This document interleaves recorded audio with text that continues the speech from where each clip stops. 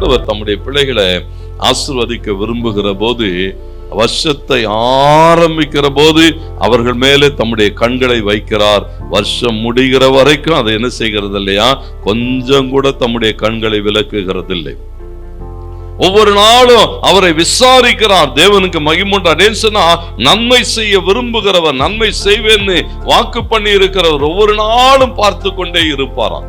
நீங்க ஆதியாகமம் 32:9 அவன் சொல்லுகிற போது யாக்கோபு ஜெபம் பண்றான், ஆண்டவரே எனக்கு நன்மை செய்வேன்னு சொன்னீங்களே ஆண்டவரே, இவ்வளவு பாடுகளுக்குள்ளே கடந்து போகிறேன், இவ்வளவு போராட்டங்களுக்குள்ளே கடந்து போகிறேன், நான் உனக்கு நிச்சயமா நன்மை செய்வேன்னு சொன்னீங்களே, உன் சந்ததி எப்படி பெருக பண்ணுவேன்னு சொன்னீங்களே, இதெல்லாம் ஆசீர்வதிப்பேன்னு சொன்னீங்களேன்னு அவன் ஜெபிக்க ஜெபிக்க ஜெபிக்க வேதம் சொல்லுகிறது, கர்த்தர் என்ன செய்தாரா, அவனுக்கு நன்மை செய்கிறவராக இறங்கி வந்தான்.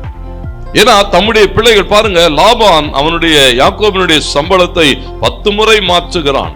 என்னெல்லாம் முடியுமோ, எப்படியெல்லாம் அவனை வஞ்சிக்க முடியும், அத்தனை செய்தாலும் வேதம் சொல்லுகிற தேவன் என்ன செய்தாரா, யாக்கோபை பார்த்து கொண்டே இருந்தார். யாக்கோபு கடந்து போகிற பாதைகளை பார்த்து கொண்டே இருந்தார். எல்லாவற்றிலும் கர்த்தர் என்ன செய்தாரா, யாக்கோபு சம்பளத்தை இப்படி மாத்தனா கர்த்தர் அப்படி ஆசீர்வதித்தார், அப்படி மாத்தனா இப்படி ஆசீர்வதித்தார். தேவனுக்கு மகிமுண்டாகட்டும். உலகம் 1000 முயற்சிகளை எடுத்தாலும் வேதம் சொல்லுகிறது, கர்த்தர் நம்மை ஆசீர்வதிக்கிறதிலே அவர் உண்மை உள்ளவராய் இருக்கிறார்.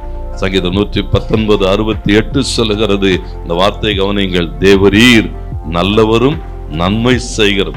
ஏசாமினாவே நல்லவர் தான். ஆமென் சொல்லுங்க. அல்லேலூயா. ஏசாமி யாரா, அவர் நல்ல தேவன்.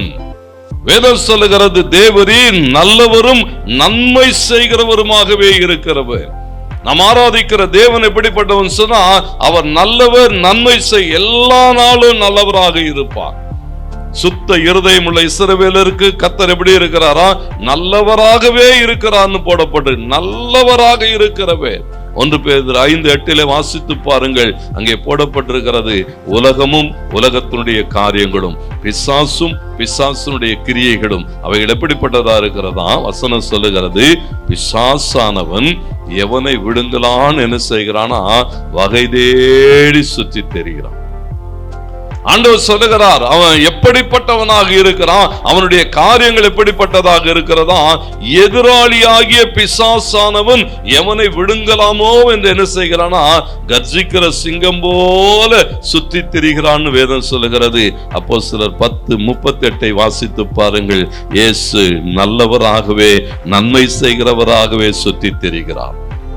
பிசாசனுடைய கிரியைகளுக்கும் தேவனுடைய கிரியைகளுக்கும் இருக்கிற வித்தியாசம் தேவனுக்கு மகிமுண்டாட்ட வேதம் சொல்லுகிறது, பிசாசு எவனை விடுங்கலாமோ என்று சுற்றி திரிகிற போது வசனம் சொல்லுகிறது, ஆண்டவர் என்ன செய்கிறாரா, நன்மை செய்கிறவராகவும் பிசாசின் வல்லமையில் அகப்பட்ட யாவரையும் குணமாக்குகிறவராக சுற்றி திரிந்தார்.